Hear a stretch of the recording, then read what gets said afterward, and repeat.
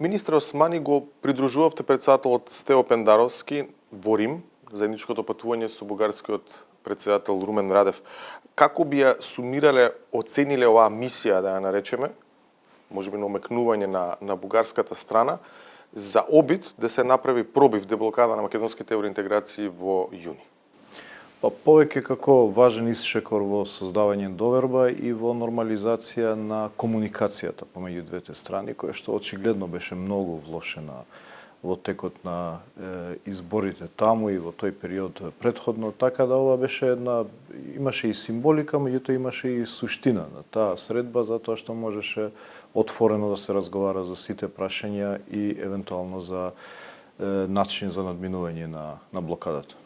Значи, освен делот на разговорите, каде што самите велите дека беше добро за да се разбие таа ситуација, имаше нешто друго кој што може да се нарече поопипливо, посуштинско? Видете, очигледно дека единствено председателот на Бугарија има целосен политички мандат.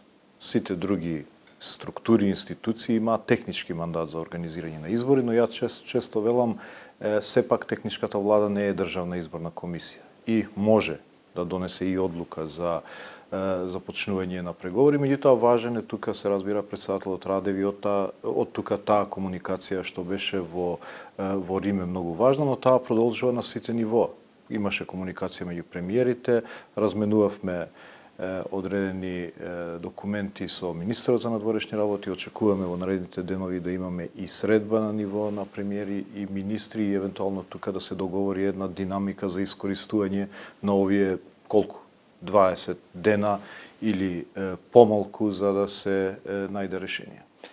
Каков тип на динамика бидејќи најавите средби на премиерско и на министерско ниво во смисла на доаѓање до некакво решение, доаѓање до некакво, да кажеме, некаков документ кој што може понатаму да дојде да донесе пробив во разговор? До сега на маса единствено е португалскиот предлог кој што ние го проценивме како добра основа која што ги адресира сензитивностите на сите три страни, на нашата, бугарската и на земите членки кои што имаат важен влог во овој процес и тоа е всушност нивни процес проширувањето и каде што централна тема се разбира патоказот кој што треба да создаде една предвидливост во имплементација на договорот за добро соседство. Значи, тука би се одвивале тие разговори, португалскиот предлог, патоказот, позицијата на патоказот во рамки на самиот процес. Дали предлогот на португалското председателство, од кој што почна да се придвижуваат работите, се уште останува добар предлог?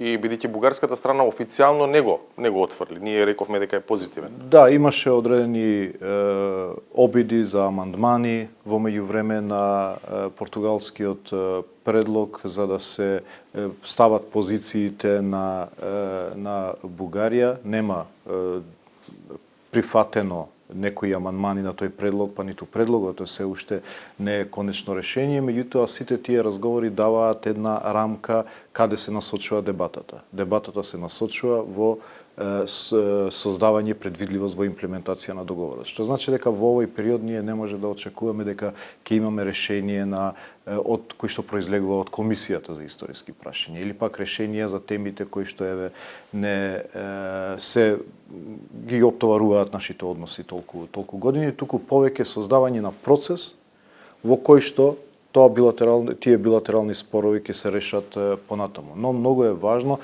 како ќе се постави тој процес визави преговарачкиот процес.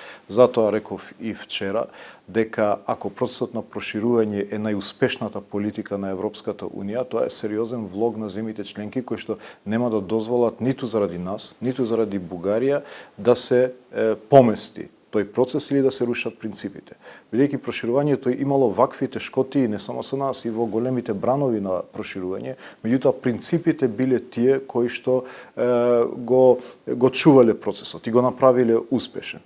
Така да колку што сме ние заинтересирани каде ќе биде ставен тој процес, толку се заинтересирани и другите земји членки, бидејќи тоа што ќе се постави како преседан сега ќе важи и за другите кандидати, а имајќи предвид како на Балканот има толку многу билатерални прашања, сметам дека влегуваме во еден сериозен проблем на проширувањето. Така да, еве, ќе видиме и по однос на, исто така и содржината на патоказот е многу важна и позицијата на патоказот визави процесот на проширување. Тие детали треба да ги се обидеме, да ги разговараме во овие 20 дена и тука да се запазат тие сензитивности, како што реков, на сите три страни во процесот. Ќе цитирам, изјавивте дека главното прашање е патоказот за спроведување на договорот за добро соседство и каде тој ќе биде сместен. Дали тоа значи дека има и други опции поинакви од португалскиот предлог кој што предвидуваше нели оценувањето на спроведувањето на договорот да биде во рамките на процесот за стабилизација и асоциација? Па мислам дека има обиди, се разбира бугарската позиција е дека која што јавно се искажува веќе толку време е дека билатералниот спор треба да се стави во пристапниот процес. Првично беше во посебно поглавје, 35-то поглавје, како што е Србија, Косово, или пак во меѓувладината комисија како систем за мониторирање на спроведување на копенхашките критериуми, тука да се даде и билатералниот спор. Меѓутоа, ова го прави прашањето веќе поголемо од нас, затоа што наметнува билатерално прашање во сршта на копенхашките критериуми, што никогаш не било дозволено при било кој процес на проширување. Иначе, јас тука не сакам да ја обвинам Бугарија, бидејќи секоја земја членка која што имала некој билатерален процес се обидувала да го искористи европскиот процес. Меѓутоа, земјите членки не дозволиле.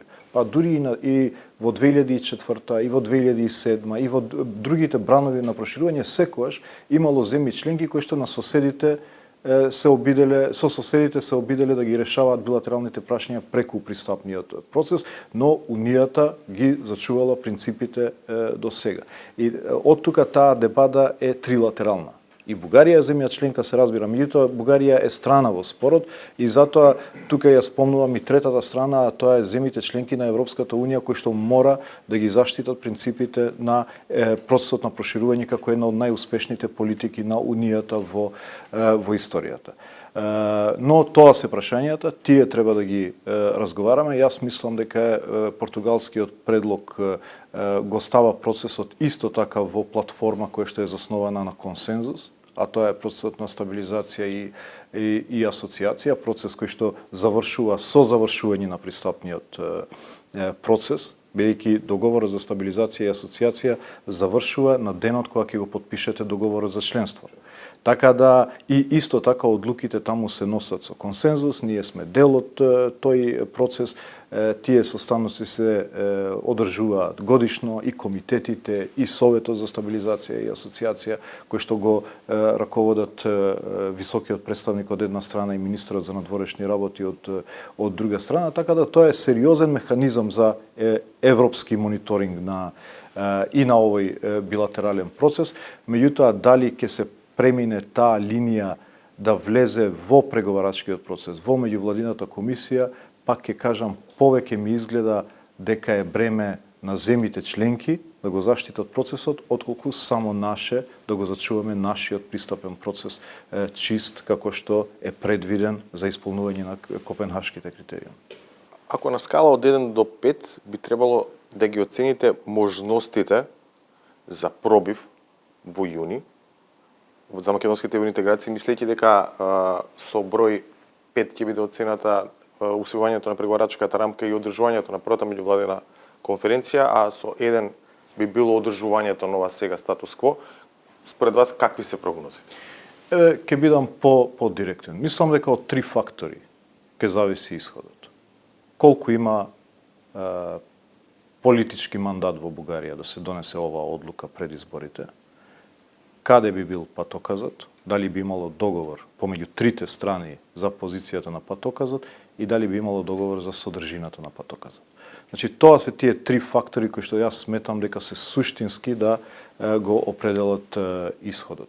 Тоа што е важно е дека ние сме спремни да утврдиме патоказ за имплементација на договорот, бидејќи договорот го сметаме како многу важен и не бегаме од обврските кои што ги наметнува договорот. Значи, сакаме и билатерално да го решиме оваа прашање, се разбира и мониторингот може да помогне во создавање доверба кај Бугарија дека договорот ќе се имплементира, меѓутоа сепак тие прашања кои што ги спомнав се многу важни за самиот процес на проширување, отколку само за нашите односи и нашата европска перспектива. Избегнувате оценка да дадете за прогнозата? Значи, прво што можам да кажам? Дека во сите земји членки има едно сериозно разбирање дека процесот е во критична точка. Стига до критична точка во регионот, во однос на кредибилитетот и во однос на една точка на прекршување кое што сметам дека после тешко ќе може да се врати на почетна позиција. И тој аларм го гледам во сите земји членки. Значи еден обид, за разлика од порано кога повеќе се ставаше тежина на председателството да го реши, секоја земја членка гледам дека се обидува да го спаси процесот, буквално да го спаси процесот, бидејќи се плашам дека не само за нас, за целиот регион стига до критична точка на доверба.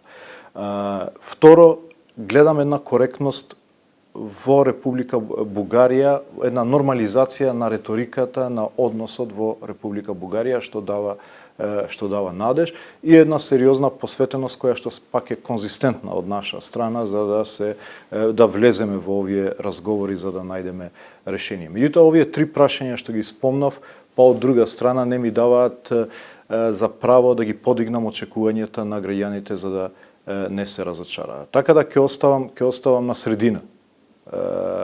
Има можност, има простор. Нашиот пристап е ставаме сите карти за јуни, меѓутоа тие три прашања сепак ќе бидат детерминирачки за исходот. Благодарам. Благодарам на вас.